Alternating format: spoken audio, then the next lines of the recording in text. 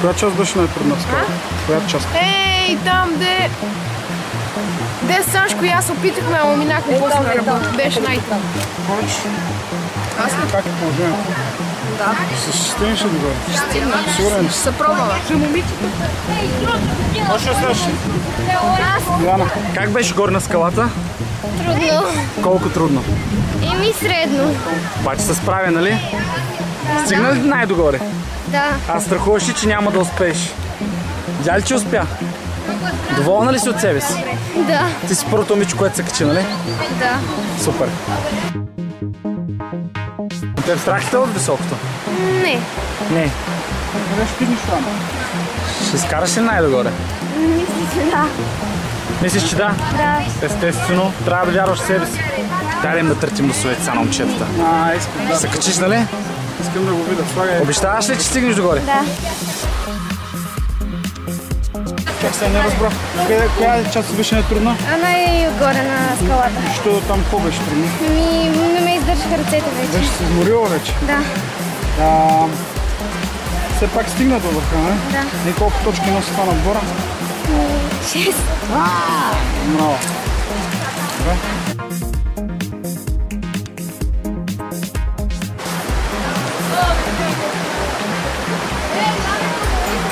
Чай, няма много зор. Намари място за ръцете, пусни въжето. Трябва с ръцете да си помагаш.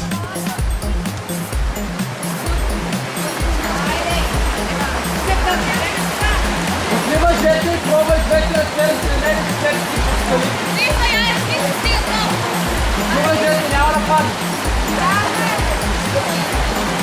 Затопорите някъде с ръцете първо и след това с всички. Според мен дясно, ако гледаш е по-добре. Страшно. Страшно е.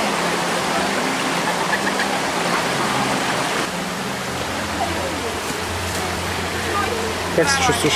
Добре. Какво беше най-трудно? Горе височините.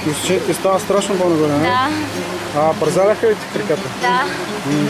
Кажи ми, ти участва ли в пейнтбол? Да. Кой е подготвил? Скалното катерене. Айде, Red Bull! Айде, Red Bull! По-силно! Айде, Red Bull! Айде, Red Bull!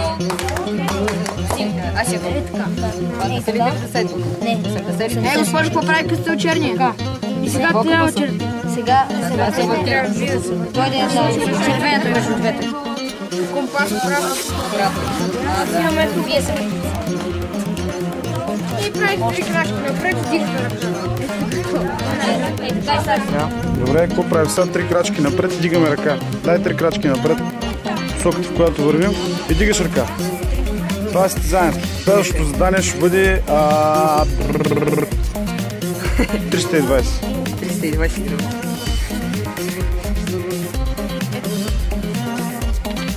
Чакай. Кое? Защо вървиш насам, пак ти сочиш ръката насам?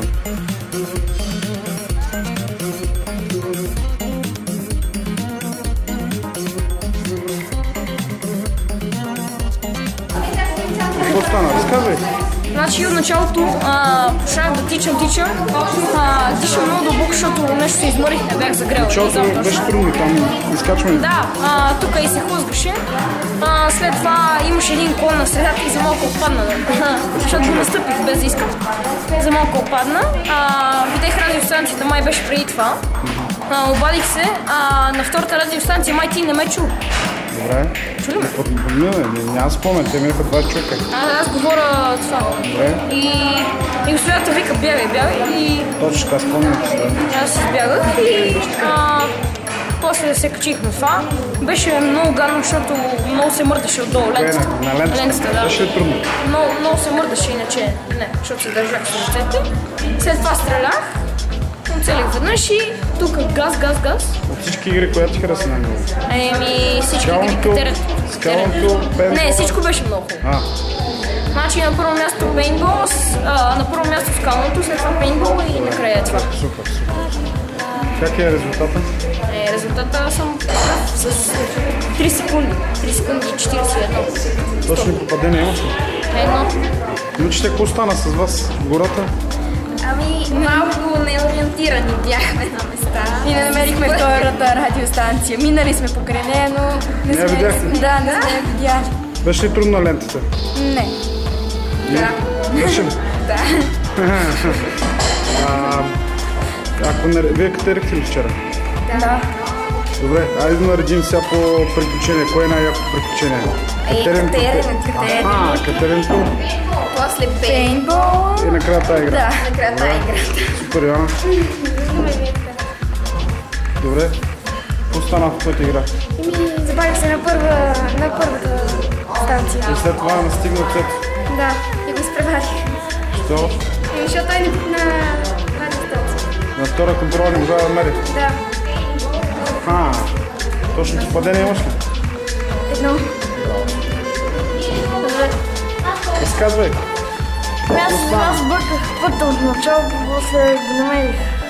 Правилния. Кой вървя пред теб? Никой. Радо. Не, той дойде след мен, аз вече видях, че съм сгрешил пътя, върнах се, ама пътя видях лентите, качих се по правилния и тогава напред. Аз го загубих. Точно попадение имаш ли?